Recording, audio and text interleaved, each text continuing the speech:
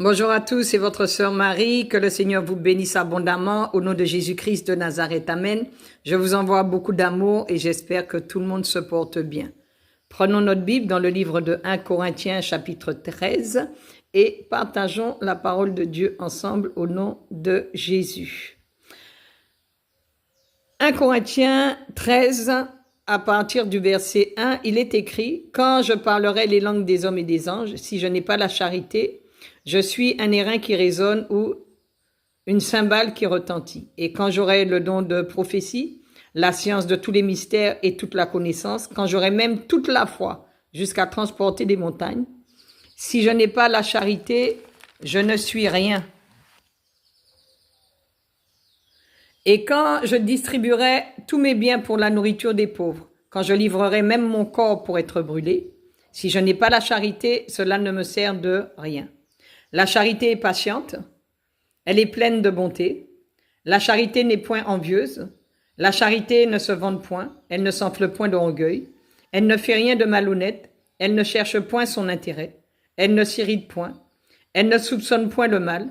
Elle ne se réjouit point de l'injustice, mais elle se réjouit de la vérité. Elle excuse tout, elle croit tout, elle espère tout, elle supporte tout. La charité ne périt jamais. Les prophéties prendront fin, les langues cesseront, la connaissance disparaîtra, car nous connaissons en partie et nous prophétisons en partie. Mais quand ce qui est parfait sera venu, ce qui est partiel disparaîtra. Lorsque j'étais enfant, je parlais comme un enfant, je pensais comme un enfant, je raisonnais comme un enfant. Lorsque je suis devenu homme, j'ai fait disparaître ce qui était de l'enfant. Aujourd'hui, nous voyons au moyen d'un miroir, d'une manière obscure.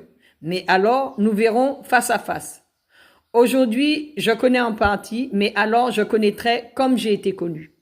Maintenant, ces trois choses demeurent, la foi, l'espérance, la charité.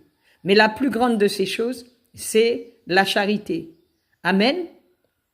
C'est pour cette raison que notre cœur révélera exactement qui nous sommes au nom de Jésus. Satan se déguise en ange de lumière. On n'est pas chrétien d'apparence. C'est pas sur le visage qu'on peut dire qui est chrétien, qui n'est pas chrétien. Amen. C'est pas sur l'apparence qu'on peut dire qui est chrétien, qui n'est pas chrétien. Amen.